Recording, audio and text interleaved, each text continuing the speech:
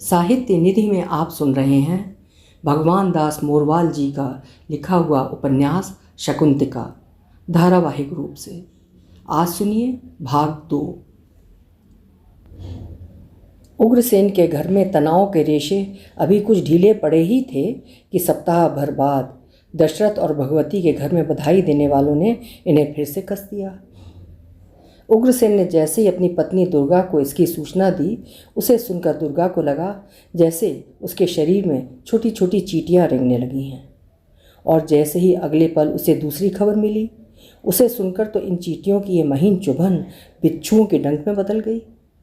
लगने लगा जैसे इन जहरीले डंकों का विष पूरे शरीर में फैलने लगा है। दुर्गा को उग्रसेन के कहे पर एक पल के लिए विश्वास नहीं हुआ, इसलिए उसने एक बार फिर पुष्टि करते हुए पूछा, सचमुच अपना विभोर 10वीं में फेल हो गया है? मैं कोई फारसी में बोल रहा हूँ जो तू ऐसे पूछ रही है? उग्रसेन ने झल्लाते हुए कहा। हे राम, ये सारे कौरव इसी घर में पैदा हो गए, एक भी तो काम का नहीं निकला। दूसरी खबर सुनने के बाद दुर्गा माथे पर हाथ मारते हुए बोली। विभोर के फेल होने की सूचना से आहत दुर्गा उग्रसेन से ये पूछना भी भूल गई कि अभय के दूसरे लड़के विजय का क्या हुआ। उसने भी तो विभोर के साथ बोर्ड की परीक्षाएं दी थी। विभोर के फेल होने के शोक में डूबी दुर्गा को कुछ पलों के बाद होश आया तो उसने डूबी हुई आवाज़ में पूछा, तो क्या विजय भी फेल हो गया? ना, वो तो पास हो गया है। चलो, ये तो पास हुआ, वरना लक्षण तो इसके भी ठीक नहीं थे। दुर्गा ने राहत की सांस ली, फिर कुछ पल बाद रुककर बोली, और सामने वाली भगवती की दूसरी पोती गार्गी का क्या रहा? बधाई देने वालों की चिल्लपों को सुनकर अंदाज़ा नहीं हो रहा है कि उसका क्या रहा होगा। उग्रसेन ने एक बेमानी मुस्कान बिखेरते हुए उल्टा दुर्गा से पूछा, तो क्या बड़ी की तरह उसने भी वैसे ही नंबर लाए हैं? बड़ी की तरह? बल्कि इसके तो उससे भी ज़्यादा आए हैं। बड़ी के तो 92% ही आए थे, सुना है इसके 94% आए हैं। पता नहीं इस भगवती की पोतियां भी क्या लिखा कर आई हैं। राम जाने इनकी माँ ने इन्हें क्या खाकर जना है। दुर्गा ने पति को सुनाते हुए कहा। भाई मानना पड़ेगा, पोतियां हो तो दशरथ और भगवती जैसी, क्या किस्मत पाई है। उग्रसेन ने धीरे से दुर्गा की आंखों में झांकते हुए कहा। ऐसे निकम्मे पोतों से तो ऊपर वाला दशरथ भगवती जैसी एक पोती ही दे देता। सत्यानाशियों में से एक भी तो काम का नहीं निकला। सही कह रही है, कई बार तो सामने की चिल्लपों सुनकर ऐसा लगता है जैसे किसी पेड़ की टहनियों पर बैठी गौरैया चहक रही हैं। जब देखो दोनों पोतियां उनके आगे पीछे अटकती मटकती रहती हैं। इधर हमारे सपूत पोते हैं, एक गिलास पानी के लिए भी कई कई बार चिल्लाना पड़ता है। कई रत्नों के दादा उग्रसेन की आंखें एकाएक पनीली हो गईं। सब किस्मत के लेखे हैं। पता नहीं दशरथ भगवती के बेटे बहू ने पिछले जन्म में कौन से मोती दान किए हैं जो लक्ष्मी जैसी बेटियां पाई हैं। दुर्गा गहरी सांस लेकर छोड़ते हुए बोली। एक बेचैन कर देने वाले नैराश्य से दुर्गा घिरती चली गई। जब जब उसके कानों में दशरथ के घर से उठती किलकारियाँ गूंजती, तब तब उसके मन में एक अजीब सी हुक उठने लगती। एक अनजाने भय से उसका मन इस तरह विरक्ति से भर गया कि इस बार वो भगवती के घर उसकी पोती गार्गी की इस कामयाबी के लिए बधाई देने के लिए भी नहीं गई। दुर्गा की भविष्यवाणी एकदम गलत साबित हुई। भगवती ने जैसा कहा था वो सच साबित हो गया। पहले से मौजूद इन दो को देखकर उसके हाथ पांव फूले जाते हैं। वहीं ये तीसरी और आ गई। वो समझ गई कि दुर्गा ने उसे उस दिन झूठी तसल्ली दी थी। मन को तसल्ली देने के लिए ही दुर्गा ने कहा था कि इस बार तुम्हारे घर में लड़के की ही किलकारियाँ गूंजेंगी। ये सोचकर वो मन ही मन हंस पड़ी कि हाँ, किलकारियाँ तो गूंज रही हैं, मगर लड़की की। जब जब नन्हा कातर रुदन भगवती के कानों में गूंजता, तब तब लगता जैसे नन्हा रुदन नहीं, पिघले हुए शीशे की बूंदें कानों में टपक रही हैं। अनजानी कल्पनाओं के बीहड़ों को याद कर भगवती की शिराओं में दौड़ता रक्त जैसे बर्फ के छोटे छोटे टुकड़ों में बदल गए। हम तो जीते जी मर गए, 2 ही कम थीं जो एक और आ मरी। भगवती की इस तरह सांस चढ़ने लगी मानो एक लंबी रेगिस्तानी यात्रा तय करके आई हो।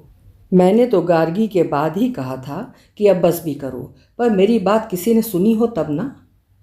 दशरथ ने निराशा भरे भाव से कहा। मुझे क्या पता था कि ये सारे पत्थर हमारे ही भाग में लिखे हुए हैं।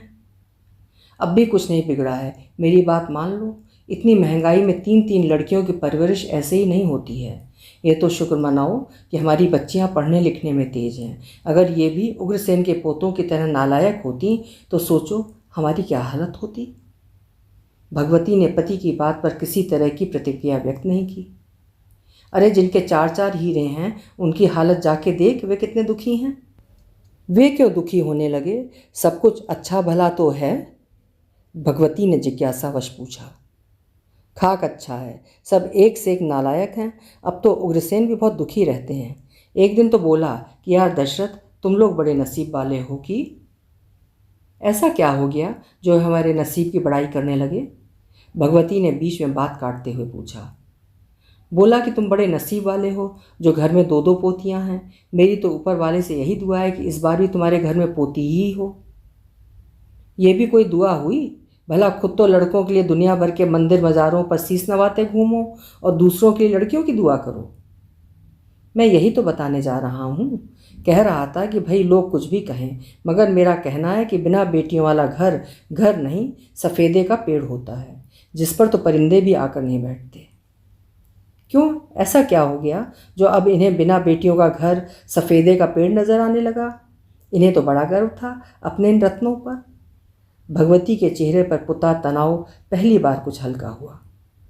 तुझे पता नहीं, सिया के संग पढ़ने वाले दोनों पोतों को उग्रसेन ने अपनी ज़मीन बेचने खरीदने के धंधे में लगा दिया है।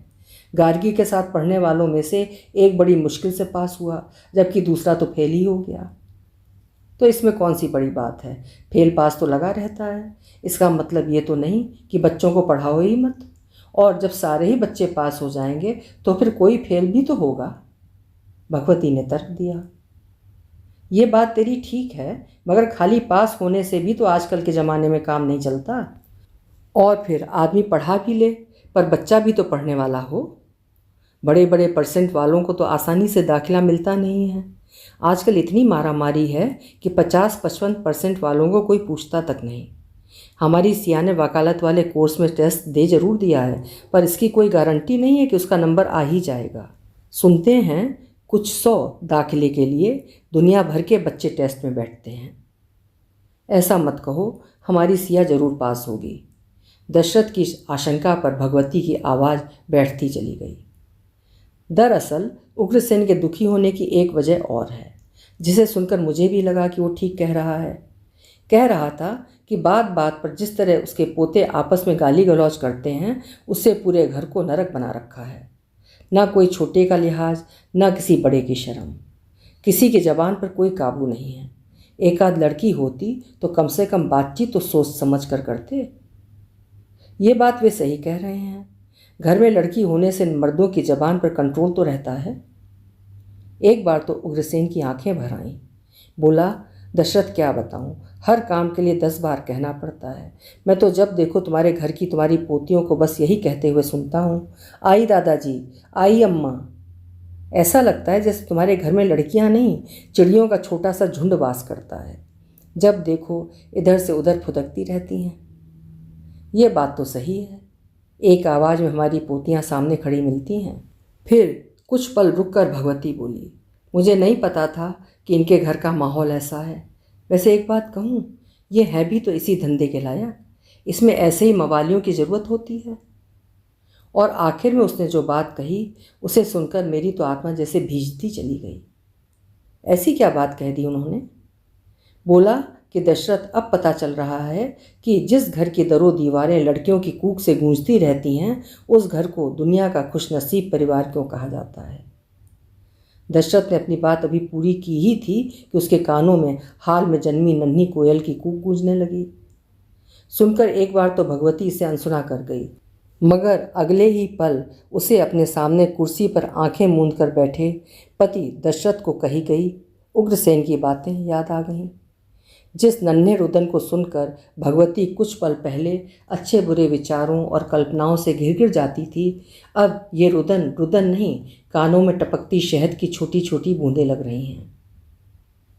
सिया ने राष्ट्रीय विधि विश्वविद्यालय द्वारा आयोजित अखिल भारतीय विधि प्रवेश परीक्षा के अंतर्गत 5 वर्षीय BA LLB एकीकृत डिग्री में प्रवेश के लिए जो परीक्षा दी थी उसमें वो उत्तीर्ण हो गई। उत्तीर्ण ही नहीं हुई बल्कि उसका नंबर अपने शहर के निकट स्थित विश्वविद्यालय के कैंपस में भी आ गया। जिस दिन प्रवेश परीक्षा का परिणाम घोषित हुआ और जैसे ही मोहल्ले को ये पता चला कि सिया का दाखिला BA LLB में हो गया है, उसी दिन से उसे वकील साहब कहना शुरू कर दिया। शाम को जब दशरथ और भगवती खाना खा रहे थे, तभी भगवती को खाना खाते खाते अचानक जैसे कुछ याद आ गया। मुझे तो उस दिन वाली बात आज याद आ रही है। किस दिन वाली? हाथ के निवाले को थोड़ा रोकते हुए पूछा दशरथ ने। वही जब इसका 12वीं का रिजल्ट आया था और दुर्गा इसे बधाई देने आई थी। दुर्गा ने इससे ऐसे पूछा कि सिया बेटी अब आगे क्या करने का इरादा है। तब पता है इसने क्या कहा था? कहा था कि अम्मा LLB करूँगी। इस पर दुर्गा नैन मटकाते हुए हम सब पर तीर छोड़ते हुए बोली थी, अच्छा तो इसे जज बनाओगी क्या? ऐसा कहा था उसने। भगवती की बात सुनकर दशरथ का हाथ हवा में जहाँ था वहीं रुक गया। उसकी समझ में नहीं आ रहा था कि वो इस पर किस तरह की प्रतिक्रिया दे। एक क्षण रुकने के बाद न जाने क्या सोचते हुए वो फिर से खाना खाने लगा। उग्रसेन का घर डंठलों से भरे जंगल में बदल गया। लगने लगा घर में पुरुष नहीं, जगह जगह पल्लव विहीन सूखे ठूंठ उगाए हैं। जबकि दूसरी तरफ दशरथ का घर पूरे पूरे दिन जैसे चिड़ियों के नाद से चहचहाता रहता है। कई बार दुर्गा मन ही मन सोचती है कि एक एक कर जब भगवती के आंगन से चहकती चिड़िया उड़ जाएंगी, तब उसका घर कैसे एक बियाबान में बदल जाएगा। सन्नाटे भरे सूने घर में भगवती दशरथ की लरजती आवाज़ पर कौन दौड़ा हुआ आएगा। सही कहती थी उसकी अम्मा कि बेटियों का क्या, वे तो सूप में पड़े पराए दानों की तरह होती हैं। जरा सी फटकन पर ये उड़कर कब कहाँ चली जाती हैं पता ही नहीं चलता। अब तो दुर्गा को भगवती के घर की कॉल बेल की आवाज़ से पता चल जाता है कि दरवाजे पर ये कौन होगा। उसकी आवाज़ से अनुमान लगा लेती है कि दरवाजे पर सिया खड़ी है या गार्गी होगी या सबसे छोटी बुलबुल। जिस दिन ये चिर परिचित आवाज़ उसके कानों में नहीं पड़ती है, उस दिन उसका मन बेचैन हो उठता है। भगवती का ही घर क्यों, किसी काम से इनमें कोई उसके घर आती है तो उसके कान अपने मुख्य द्वार पर लगी कॉल बेल की अदृश्य आवाज़ भर से पहचान लेती है कि दरवाजे पर कौन होगा। अपनी दादी के कानों द्वारा इनकी आवाज़ पहचानने पर सबसे ज़्यादा हैरानी उसके सबसे छोटे पोते विभोर को होती है। उसकी दादी कैसे जान लेती है कि दरवाजे पर कौन आया। विभोर एक बार नहीं कई बार आजमा चुके हैं कि जैसे ही उनके घर की कॉल बेल बजती है, उसकी दादी पहले ये बता देती है कि बाहर कौन खड़ी है।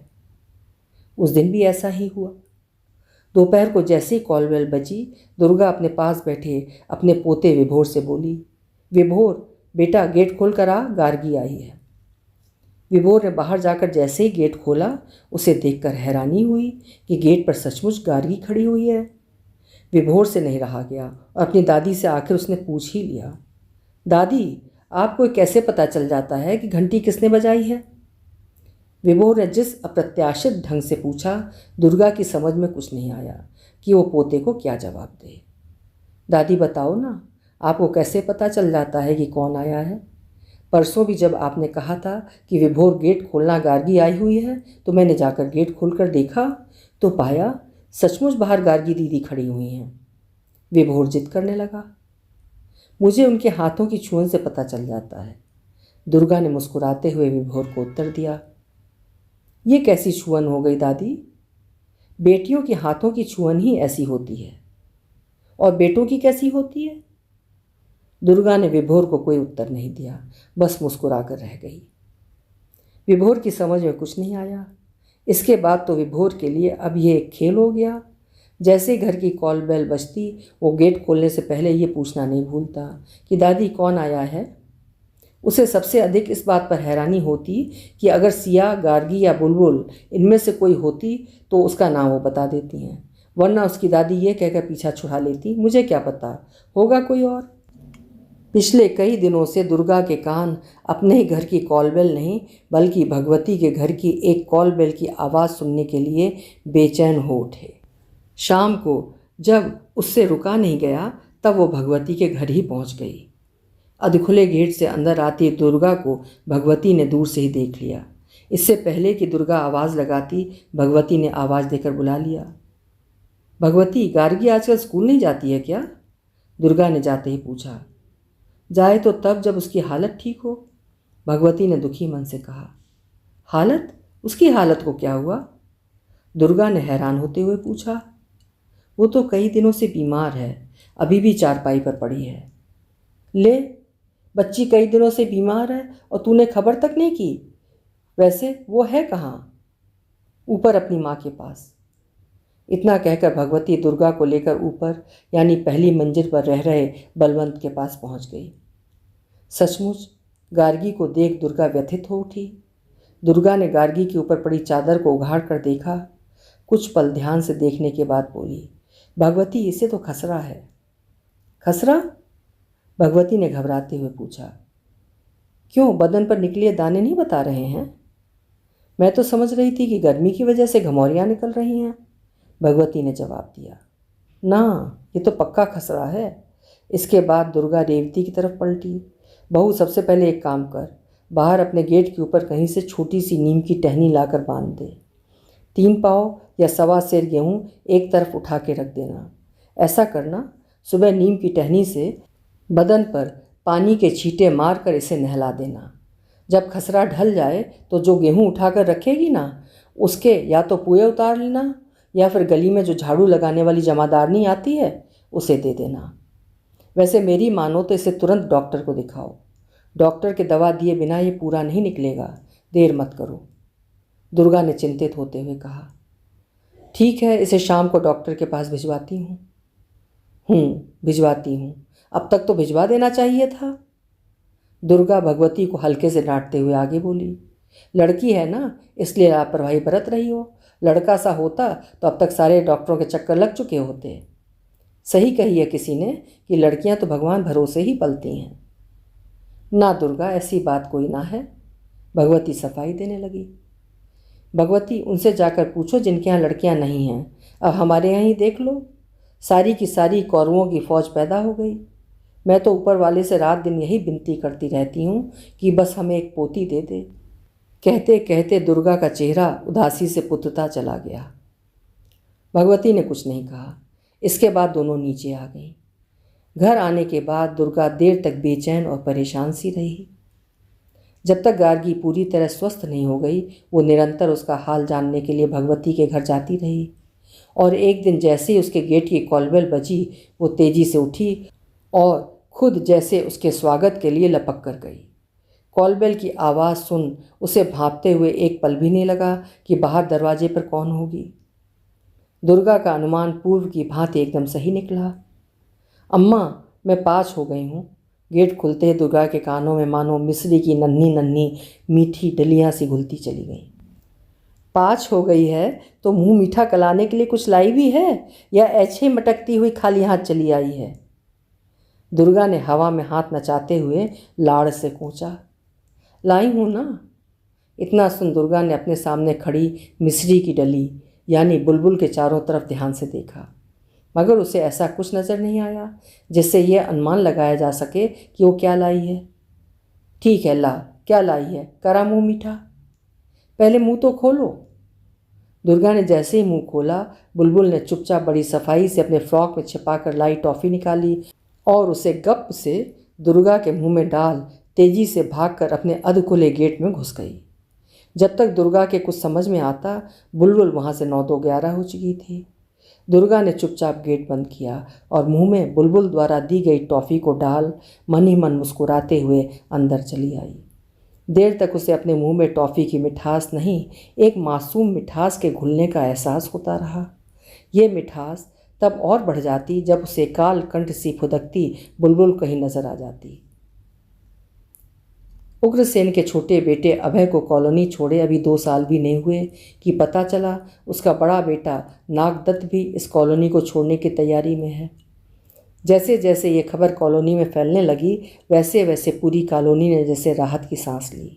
सबसे ज़्यादा चैन की सांस मोहल्ले के उन वृद्धों ने ली जिनका उग्रसेन के पोतों की तेज गति से अंधाधुंध दौड़ती रॉयल एनफील्ड मोटरसाइकिल के साइलेंसर से चिंगारियां उगलते शोर ने जीना हराम किया हुआ था।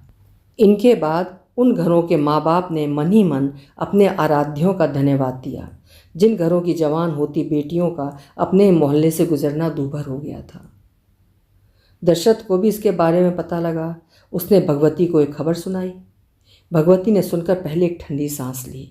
इसके बाद बोली, चलो अच्छा हुआ, कम से कम इन दुशासनों से मोहल्ले को तो मुक्ति मिल जाएगी। वैसे मुझे बताना तो नहीं चाहिए पर आपको बता रही हूँ। एक दिन सिया भी मुझसे कह रही थी कि अम्मा रोहन भैया मुझे कुछ ठीक नहीं लगता। क्या मतलब? दशरथ ने हैरानी के साथ पूछा। कह रही थी कि मैं जब कॉलेज जाती हूँ तो मुझे घूर घूर कर देखता रहता है। दशरथ ने जवाब में कुछ नहीं कहा। फिर थोड़ी देर चुप रहने के बाद बोला, मैंने भी कई लोगों से सुना है कि कॉलोनी के साथ साथ अब इनकी नज़र अपने मोहल्ले की लड़कियों पर रहने लगी है। कुछ ने तो उग्रसेन को इसके बारे में शिकायत भी की है। तभी तो एक दिन दुर्गा कह रही थी कि सारी की सारी कौरवों की फौज मेरे ही घर में पैदा हो गई। मैं तो ऊपर वाले से रात दिन यही विनती करती रहती हूँ कि बस हमें एक पोती दे देना। भगवती ने बताया। सबसे ज़्यादा खराब नागदत्त का बड़ा लड़का रोहन है। उसकी चाल चलन की तो पूरे मोहल्ले में चर्चा है। अभय के दोनों लड़के अमित और विजय भी कम नहीं हैं, भगवती बोली। वैसे सुना है नागदत्त भी यहाँ से जाने की फिराक में है। आए दिन माँ बाप से कहा सुनी होती रहती है। भगवती कुछ नहीं बोली। नागदत्त के जाने को लेकर तरह तरह की चर्चाएं हवा में तैरने लगीं। कुछ का कहना है कि जरूर नागदत्त के बेटों ने कोई बड़ा कांड किया है, तो कुछ का मानना है कि प्रॉपर्टी के धंधे में नागदत्त ने इतना पैसा कमा लिया है कि ये कॉलोनी अब उसके लायक नहीं रही। जो भी बात रही हो, पर इतना ज़रूर है कि नागदत्त के इस मोहल्ले से जाने की इस खबर ने मानो पूरे मोहल्ले को बचा लिया। जिस दिन नागदत्त ने मोहल्ला छोड़ा उस दिन पूरा मोहल्ला जैसे उन्हें विदा करने के लिए अपने अपने घरों से बाहर निकल आया। नागदत्त के जाने के बाद पूरे मोहल्ले के जैसे जान में जान आई। मोटरसाइकिल की जो गड़गड़ाहट समय असमय मोहल्ले की शांति को भंग किए रहती थी वो नहीं रही। इधर नागदत्त ने मोहल्ला छोड़ा, उधर दुर्गा के पास जो खबर आई उसे सुनकर दौड़ी हुई भगवती के घर पहुंच गई।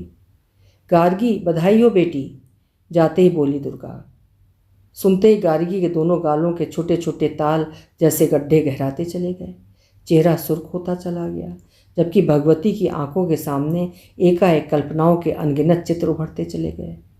सिया तो बन जाएगी वकील, और तू क्या बनेगी? दुर्गा ने मुस्कुराते हुए पूछा।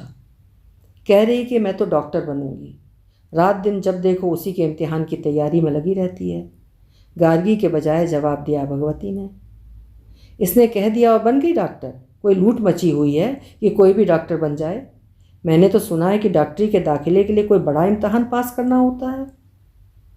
अगले महीने में है ना, हमें पता ही नहीं। और अपने बाप से 1,500 रुपये लेकर इसने दिवाली के बाद उसका फॉर्म भी भर दिया था। भगवती तेरी पोतियाँ तो बड़ी चंट हैं। इसके बाद दुर्गा के चेहरे पर छोटी सी उदासी की परत चढ़ गई, जिसे वो एक निश्चल मुस्कुराहट में बदलते हुए बोली, एक बात कहूँ भगवती, तू है बड़ी नसीबों वाली जो ऐसी हीरे जैसी पोतियाँ मिली हैं। जरूर तूने पिछले जन्म में मोती दान किए हैं। इस बार भगवती ही नहीं, सिया की माँ रेवती की आंखें भी मारे गर्व के चमक उठी। वैसे इसका रिजल्ट कब आएगा? जून के शुरू में आने की उम्मीद है, इस बार गार्गी ने उत्तर दिया। चलो डॉक्टर बन जाएगी तो अपनी गार्गी कम से कम हारी बीमारी में काम तो आ जाएगी। इतना कह दुर्गा गार्गी की तरफ पलटी। देख गार्गी, कान खोलकर एक बात सुन ले, मैं नहीं देने वाली तुझे कोई फीस। अम्मा पहले कुछ बनने तो दे, शर्माते हुए गार्गी ने कहा। जरूर बनेगी। इसके बाद दुर्गा जैसे आगत की किसी घाटी में उतरती चली गई। दशरथ और भगवती का घर अचानक जैसे उम्मीदों के किसी अथाह सागर में तब्दील होता चला गया। परिवार का हर सदस्य थोड़ी देर के लिए अपनी अपनी आशाओं के पतवार में हिचकोले लेने लगा। सबको लगा जैसे अपनी गति से चल रही उनकी नब्ज़ पर गार्गी की उंगलियों के नर्म पोर टिके हुए हैं। जून की आग बरसाती धूप और लू के थपेड़ों ने जैसे छोटे छोटे तालों के कंठ सोख लिए। मारे प्यास के परिंदों के हलक में मानो कांटे चुभने लगे। अभी तो ये जेठ माह की शुरुआत है। अगर कुछ दिनों में दोंगरे नहीं पड़े तो आगे ये भीषण गर्मी क्या कहर ढाएगी, आसानी से इसकी कल्पना की जा सकती है। अकेला एक गुलमोहर है जो इसी प्रचंड गर्मी में भी ठाठ से मुस्कुराता रहता है, बल्कि जितना उसकी देह पर लू के थपेड़ों का प्रहार बढ़ता जाता है, उसकी मुस्कुराहट और फूलों की खिलखिलाहट बढ़ती ही जाती है। लू के थपेड़ों और आग की किसी भट्टी की तरह निकलने वाले इन झोंकों से अगर कोई बेखबर है तो वो है गार्गी। उसकी तो सांस मेडिकल के लिए राष्ट्रीय पात्रता व प्रवेश परीक्षा अर्थात नीट के अंतर्गत दी गई परीक्षा के परिणामों में अटकी हुई है, जिसके नतीजे आगामी सोमवार को घोषित होने की संभावना है। उसे ना तो खाने की सुध है ना पीने की। पूरी पूरी रात छत पर बिछी चारपाई पर लेटे हुए तारों को निहारते हुए बीत जाती है। बल्कि जिस दिन से उसे पता चला है कि आने वाले सोमवार को परिणाम घोषित होने वाला है, वो रोज़ शिवालय में सुबह सुबह जल चढ़ाने पहुंच जाती है। दशरथ से पोती की ये दीनता नहीं देखी गई। परिणाम घोषित होने से एक दिन पहले रविवार की सुबह जैसे ही वो जल का लोटा लेकर शिवालय जाने लगी, दशरथ ने उसे टोक दिया, गार्गी बेटी इधर आना। गार्गी लोटे समेत अपने दादा के पास आ गई। इधर बैठ मेरे पास। गार्गी चुपचाप अपने दादा के पास चारपाई पर आकर बैठ गई। देख बेटी, धार्मिक होने में कोई बुराई नहीं है, लेकिन अगर तू ये जल केवल परीक्षा में पास होने के लिए चढ़ाने जाती है तो इसका मतलब ये हुआ कि तुझे अपने ऊपर और अपनी काबिलियत पर भरोसा नहीं है। दशरथ ने पोती के सिर पर अपनी ज़र्फ उंगलियां फेरते हुए कहा, नहीं दादाजी, ऐसी कोई बात नहीं है। गार्गी ने टालते हुए जवाब दिया, क्यों? पहले तो मैंने तुझे कभी शिवालय जाते हुए नहीं देखा, अभी पिछले कुछ दिनों से देख रहा हूँ। देख, मैं ऐसा करने से रोक नहीं रहा हूँ, लेकिन मेरी एक बात ध्यान से सुन। आदमी को पाठ पूजा या इबादत से पहले अपने ऊपर भरोसा होना चाहिए। धर्म आदमी को सिर्फ अनुशासन पर चलना सिखाता है। सफलता तो उसे अपनी प्रतिभा और मेहनत के बल पर ही मिलती है। जवाब में गार्गी कुछ नहीं बोली। ठीक है, धार्मिक होना आदमी का निजी मामला है और होना भी चाहिए, मगर यह भी सच है कि विज्ञान बहुत सी बातों को नहीं मानता है।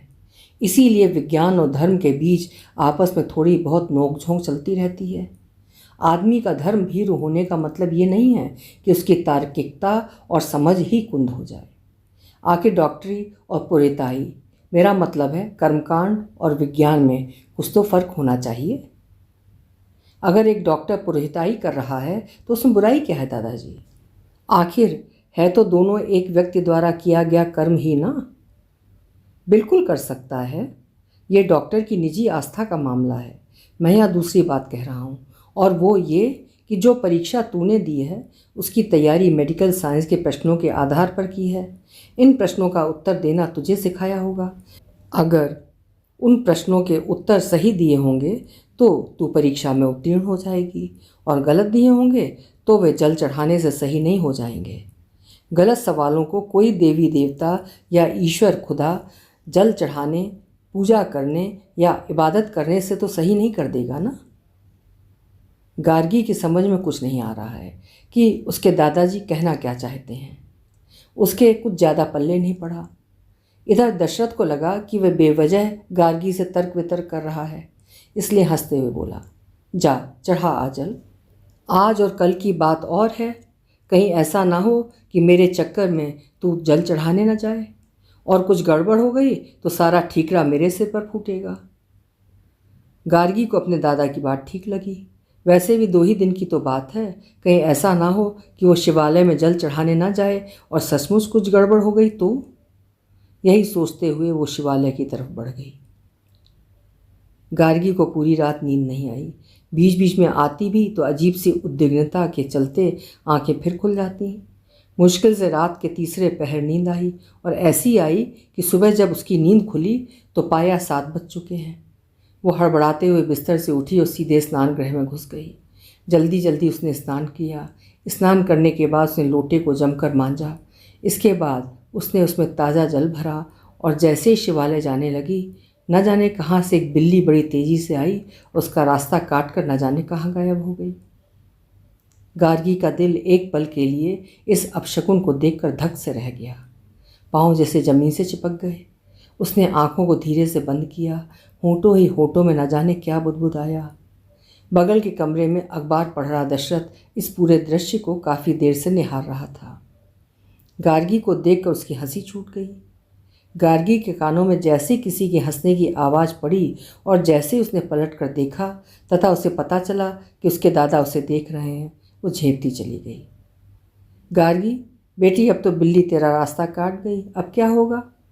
दशरथ ने पोती को पोंछते हुए पूछा। दादाजी, इस बिल्ली को भी आज ही रास्ता काटना था, गार्गी ने निराश होते हुए उत्तर दिया। उसे क्या पता था कि तू उसके सामने आ जाएगी? अगर पता होता कि उसके रास्ता काटने से तेरा अनर्थ हो जाएगा तो वो अपना रास्ता बदल लेती। दशरथ पहले हल्के से मुस्कुराए और फिर एकाएक गंभीर होते हुए बोले, ये सब टुटके आदमी ने खुद बनाए हुए हैं, इनसे कुछ नहीं होता। अब बता, ये बेचारे पशु पक्षी कहाँ जाएं? जा अपना जल चढ़ा कर आ, बिना मतलब इन टोड़ने टुटके के चक्कर में मत पड़। अपने दादाजी की बात सुन गार्गी आगे बढ़ी ही थी कि दशरथ ने पीछे से टोका। अच्छा सुन, आज तो तेरा वो रिजल्ट भी आने वाला है। जी दादाजी। गार्गी समझ गई कि उसके दादा नीट के परिणाम की बात कर रहे हैं। तभी मैं कहूँ कि मेरी गार्गी इस बिल्ली के रास्ता काटने से क्यों इतनी परेशान हो गई। जा, इस शकुन अपशकुन से कुछ नहीं होता। इतना कह दशरथ फिर से अखबार पढ़ने लगा। शिवालय से आने के बाद गार्गी सिया के पास आई और उससे बोली, दीदी अपना लैपटॉप तो देना। सिया समझ गई कि गार्गी किस लिए उसका लैपटॉप मांग रही है, इसलिए सिया ने जवाब दिया, मैं तुझसे पहले देख चुकी हूँ, रिज़ल्ट 10 बजे अनाउंस होगा। 10 बजे? गार्गी ने दीवार पर टंगी घड़ी की तरफ देखा, फिर अपनी बड़ी बहन सिया को सुनाते हुए बोली, अभी तो 9:30 ही बजे हैं। 10 बजे का नाम सुन गार्गी की धड़कनें बढ़ गईं। गार्गी इसके बाद कहीं नहीं गई, वहीं सिया के पास ही बैठ गई। समय काटने के लिए वो लैपटॉप से खेलने लगी। इस बीच जैसे ही 10 बजे उसने नीट की वेबसाइट खोलनी चाहिए, देर तक वो नहीं खुली भी तो पता चला परिणाम 12 बजे आना है। गार्गी ही नहीं, पूरे घर की चहल पहल जैसे अचानक थम सी गई। जिसे देखो वही सिया के लैपटॉप को निहारता नजर आ रहा है। पूरे घर की बेचैनी सिया के लैपटॉप के इर्द गिर्द सिमट गई। लेकिन इसी बीच अचानक वेबसाइट पर 11 बजे ये घोषणा हुई कि अब दोपहर बाद 4 बजे परिणाम घोषित होगा। गार्गी की जैसे हालत ख़राब हो गई, ना कुछ खाना ना पीना। सुबह नाश्ते में जो खाया था उसी के सहारे लैपटॉप के सामने मूर्ति बनी बैठी है। डेजर्ट कूलर की ठंडक के बावजूद कमरे में जैसे उमस बढ़ गई है। इस बीच दुर्गा भी 2-3 बार आकर पूछ चुकी है। ओ शिट, अचानक गार्गी के मुंह से निकला। क्या हुआ? सिया ने चौंकते हुए पूछा। इस वेबसाइट को अभी हैंग होना था। माथे पर छुआए पसीने को पोंछते हुए गार्गी ने उत्तर दिया। तो क्या हो गया, चल जाएगा थोड़ी देर में, सिया ने अपनी छोटी बहन को तसल्ली देते हुए कहा। लगभग 1 बजे NTA अर्थात परिणाम घोषित करने वाली संस्था नेशनल टेस्टिंग एजेंसी ने इसकी पुष्टि कर दी कि 4 बजे के बाद कभी भी परिणाम घोषित हो सकता है। और जैसे ही 4:15 बजे नीट की वेबसाइट पर ही दिखाई दिया कि परिणाम घोषित हो गए हैं। परीक्षार्थी अपने परिणाम देख सकते हैं। लैपटॉप के कीबोर्ड पर गार्गी की उंगलियों के पोर तेजी से दौड़ने लगे। वो वेबसाइट के खानों में ज़रूरी सूचनाएं भरने लगी। इस बीच मारे घबराहट और उद्विग्नता के उसके हाथ कांपने लगे, मगर ज़रूरी सूचनाएं भरने के बावजूद गार्गी को अपना नाम कहीं नहीं नजर आया। काफ़ी देर से देख रही सिया अपनी छोटी बहन को डांटते हुए बोली, बेवकूफ़, सिक्योरिटी पिन तो भर। आकुलता और घबराहट के कारण गार्गी ने अपना रोल नंबर और जन्मतिथि तो भर दिया, मगर सिक्योरिटी पिन भरना भूल गई। इस बार सिया के कहने पर जैसे ही गार्गी ने सही सूचनाएं भरी, पलक झपकते ही वेबसाइट का वो पृष्ठ खुल गया जिस पर गार्गी के नाम के साथ उसका परिणाम दर्ज था। गार्गी का नाम वेबसाइट पर उभरते ही दशरथ और भगवती का पूरा घर जैसे किलक उठा। अरे भाई, पास हो गई है, पर अभी ये तो देखने दो कि रैंक कौन सा है। सिया ने सब कुछ चुप कराते हुए कहा। रैंक? इसका क्या मतलब हुआ? भगवती ने उत्सुकतावश पूछा। अम्मा, उसी से तो पता चलेगा कि इसको मेडिकल में एडमिशन मिलेगा या डेंटल में। मैं कुछ समझी नहीं। भगवती का उत्साह थोड़ा सा ठंडा पड़ गया। उपन्यास शकुंतला की कहानी जारी रहेगी अगले भाग 3 में।